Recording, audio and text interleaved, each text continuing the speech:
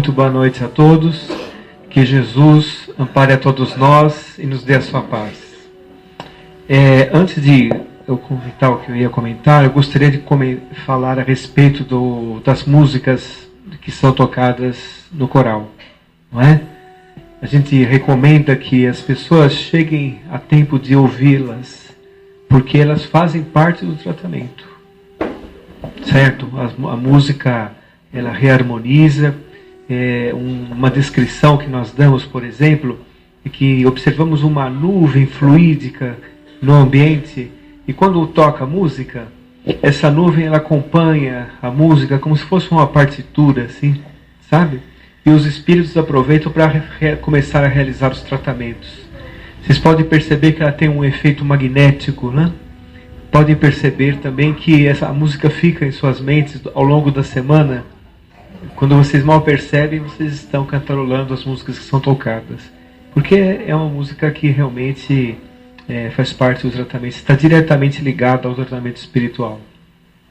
Eu sei que o trânsito de São Paulo é um exercício de reforma íntima, não é verdade? É um trânsito difícil, é difícil chegar, etc. Né?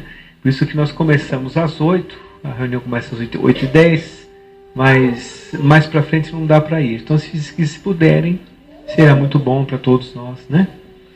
Bom, seguindo aquilo que nós estávamos fazendo de comentar a lição que foi lida ontem nos cursos, nós ainda estamos naquela fase do segundo capítulo da pluralidade dos mundos habitados, né? Nós entramos agora na questão da classificação que Allan Kardec deu para os mundos vários, as casas de meu Pai, como dizia Jesus, né? Então ele começa os mundos primitivos, os mundos de provas e expiações, que é esse mundo que nós estamos aqui. Nós estamos na antessala de um mundo de regeneração, como nós falamos na última terça-feira. Os mundos de regeneração são mundos onde começará mais a prevalecer o bem do que o mal. É um mundo ainda material, nós vamos ter corpo material ainda, mas os mundos felizes e os mundos divinos, que são os outros dois da classificação, já não são mais materiais. São mundos em que nós não precisamos desta matéria para viver. Teremos outros tipos de manifestações, mas desta matéria já não precisaremos mais.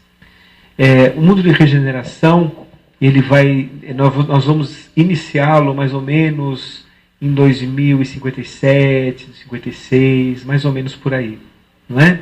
Nós estamos na antessala. E daqui uns 300, 400 anos nós já estaremos inseridos totalmente no mundo de regeneração. Não é para desanimar, porque passa rápido, né? 300, 400 anos é rapidinho, perto da visão do espírito, né? Mas o que eu quero dizer com isso é o seguinte, que aqueles espíritos que são superiores, eles podem descer até os mundos inferiores ou as faixas evolutivas inferiores. Então, por exemplo, os benfeitores espirituais que estão aqui são nada mais, nada menos que as almas dos homens desvestidas da matéria. São pessoas de bem, pessoas que cultivam amor no coração, que querem o benefício da humanidade e que servem a Jesus realmente com esse intuito, né? Eles vêm até aqui a crosta com muita dificuldade, porque eles têm que vencer todas as camadas vibratórias que circundam a Terra, para poder aqui auxiliar o encarnado. Porque eles retornarão para cá e nós voltaremos para lá também. Não é? Então é uma troca, né, vamos dizer assim, em que no mundo espiritual a hierarquia é moral.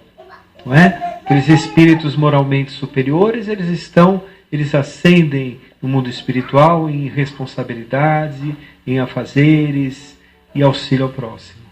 É um pouco diferente daqui, não é? A hierarquia daqui é uma hierarquia de poder, de desmandos, etc. Lá realmente é moral. Por isso que Jesus disse assim, os últimos serão os primeiros. Aquelas pessoas que cultivarem o amor, a resignação, o perdão, como disse a Cidinha, aquelas pessoas que olharem o próximo como uma coisa muito importante, a vida do próximo, como tão importante quanto a nossa própria existência, essas pessoas, quando desencarnam, elas se veem libertas de determinados amarras da personalidade, que faz o espírito sofrer, né? Que são sentimentos equivocados de egoísmo, de vaidade, de preconceito, né? São sentimentos que fazem o espírito sofrer e colocam no lugar desses sentimentos a fraternidade, o amor, a gratidão, tudo isso, né? Muito obrigado, gente. Muita paz a todos.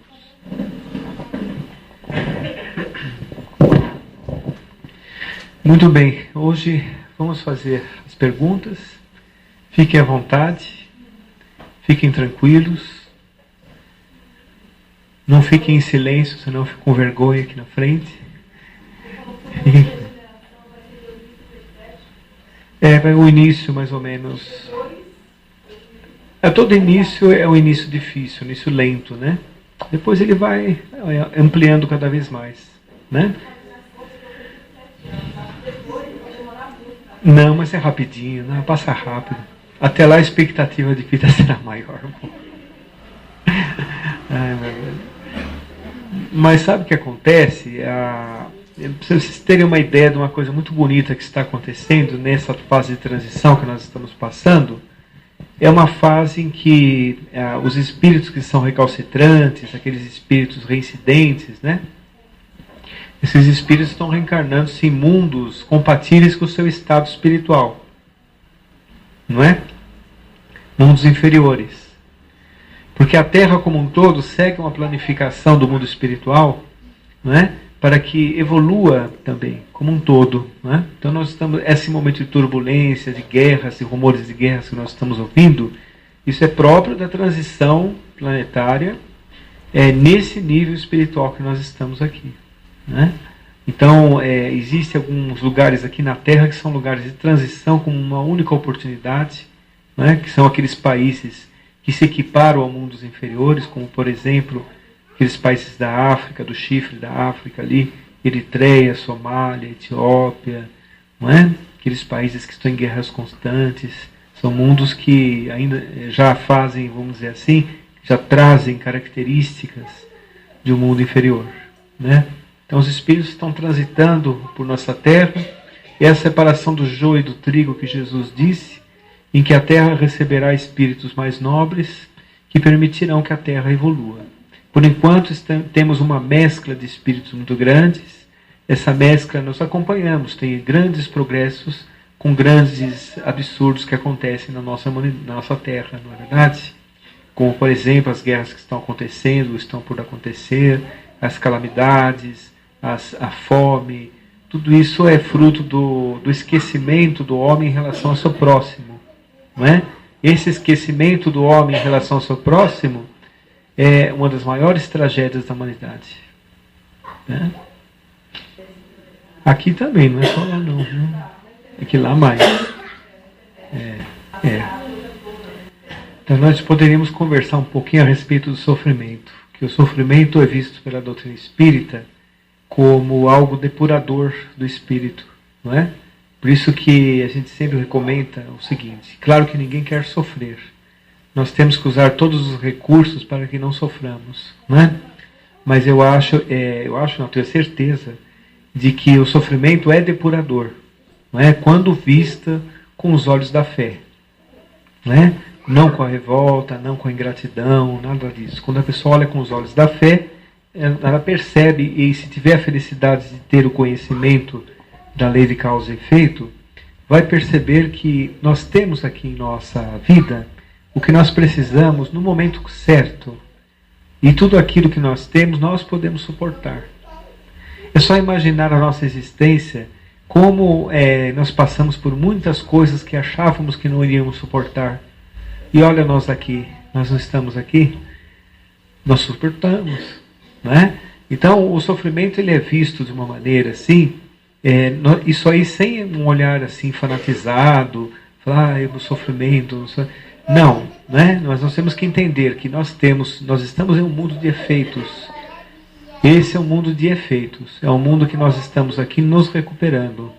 Os amigos espirituais no Evangelho dizem assim, que a Terra equipara-se a uma escola, a um presídio, se equipara, porque se a pessoa tivesse instrução, não precisaria da escola.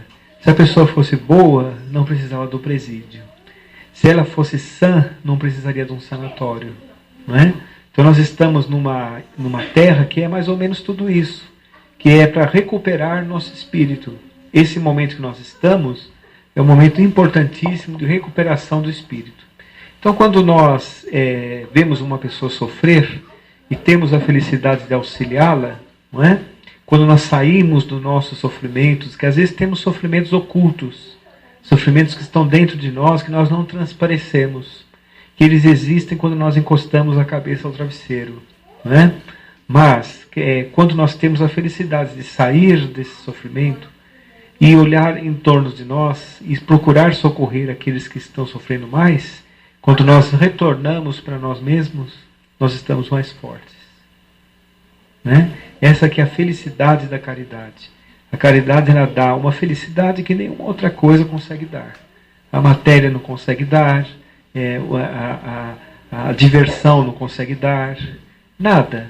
Só a caridade dá uma felicidade profunda, porque elimina aquele vazio que está dentro de nós, que está nos fazendo sofrer e ter pensamentos equivocados, né? Principalmente em relação ao próximo. Né?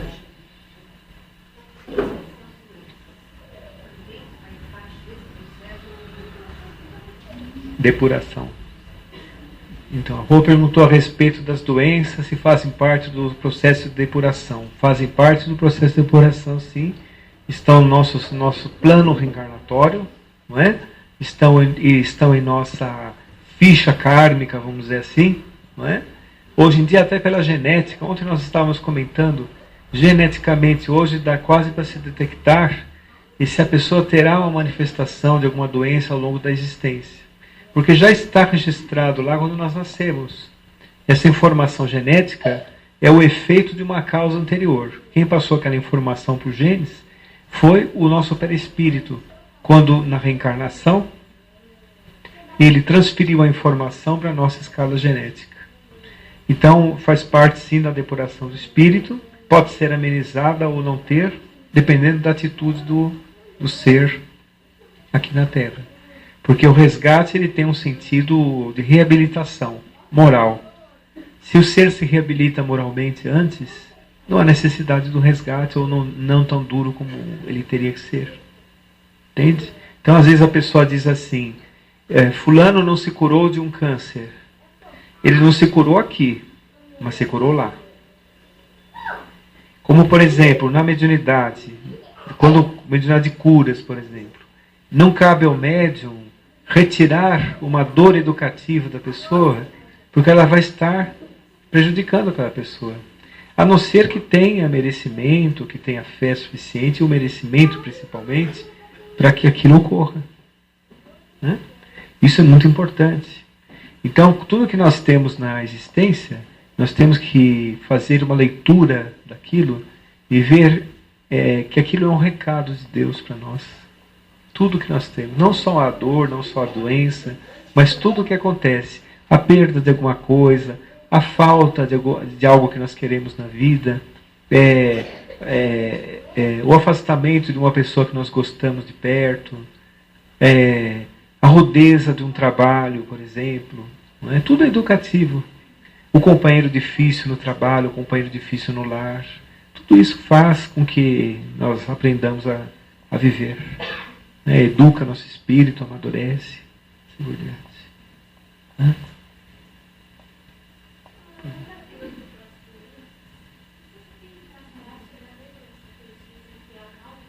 Não, ao século. Muitas pessoas confundem, né, a depressão com tristeza. A pessoa às vezes acorda um pouco triste e fala, hoje eu estou com depressão. Não, a tristeza é algo normal do espírito. É o equilíbrio, é um tipo de uma compensação para o espírito, assim. Certo? Tristeza faz parte da vida, porque é um tipo de um raciocínio que nós estamos tendo de alguma coisa, né, que pode nos trazer tristeza. Essa tristeza não pode se avolumar, tomar corpo, né, porque aí ela pode abrir portas, inclusive, para uma obsessão. Né? Mas as depressões é algo mais profundo, da química cerebral mesmo. É realmente uma enfermidade que tem que ser tratada espiritualmente e quimicamente também, pelo médico. Né? Mas nós percebemos o seguinte, quando a pessoa está depressiva, Se ela se coloca, por exemplo, para trabalhar, se ela não fica parada, ou ela vai fazer o bem, ou ela visita uma instituição, ou quando está naqueles momentos de crise, ela vai ouvir uma música, ou ela passeia, ou ela fica com a família, procura vencer. A pessoa não deve ficar ao sabor da química só. Não é? Ela tem que reagir. A reação é muito importante. A reação é muito importante. É um problema muito difícil, mas a pessoa tem que reagir. Sempre. Como tudo, né? A pessoa é dona do seu espírito. As depressões, como todo o transtorno mental, eles são frutos do passado nosso, né? Tem relações com o passado, que hoje nós estamos expiando, né? Sentimentos de culpa, questões assim, um trauma muito grande no passado, tudo isso faz com que a pessoa tenha tendências depressivas, né? Ah, sim. Sim. Claro, porque imaginando o seguinte, né? A Neide perguntou, será que no mundo de regeneração nós teremos, quando a Terra se tornar um mundo de regeneração, nós teremos assim consciência do pensamento em relação à doença, etc.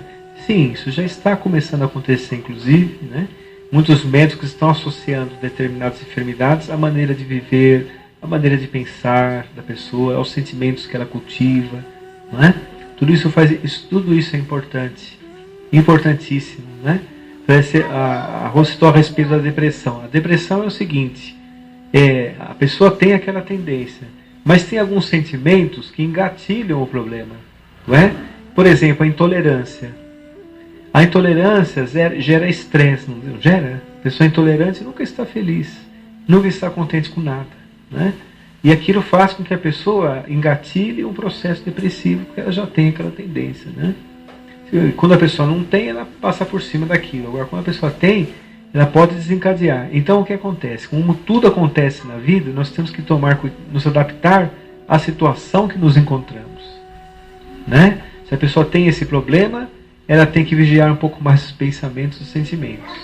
É educativo, não é? Se a pessoa, por exemplo, tem diabetes, ela tem que controlar o açúcar. É a mesma coisa, né? É a mesma coisa. Mórbida é um tipo de suicídio? Não, obesidade mórbida não. Obesidade mórbida é uma consequência de um problema do passado também, né? Tudo um resgate. Se formos pensar assim, todos nós estamos assumindo algum resgate aqui na Terra, né? Não existe nenhuma pessoa aqui na Terra que possa falar assim, eu não tenho resgate nenhum. Só teve um. Só teve um.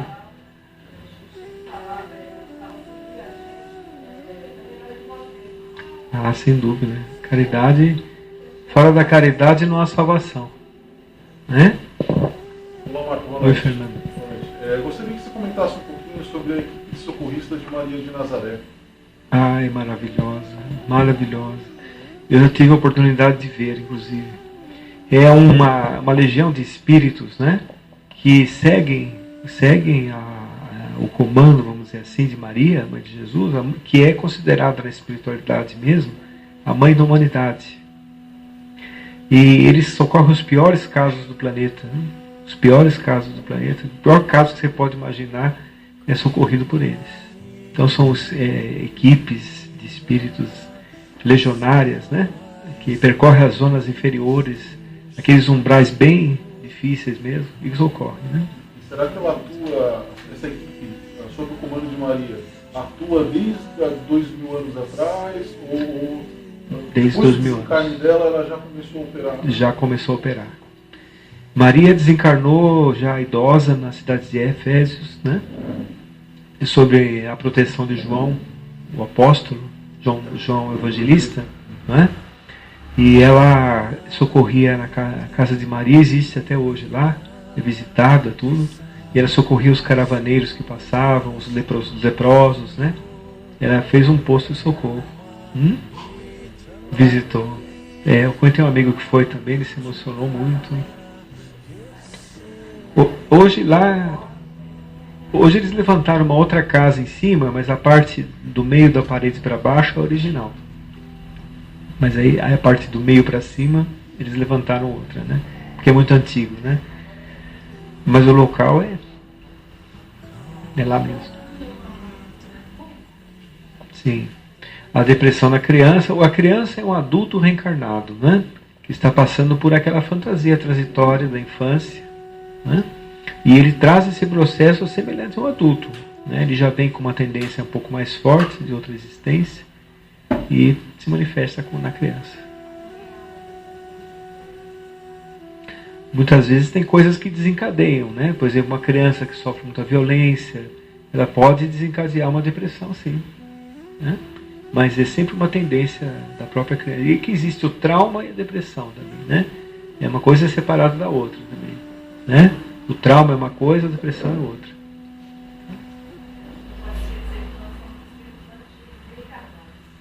Antigos. É isso que me preocupa, realmente. Tão antigo, não aprendemos ainda nada, né? Quase, né? É verdade?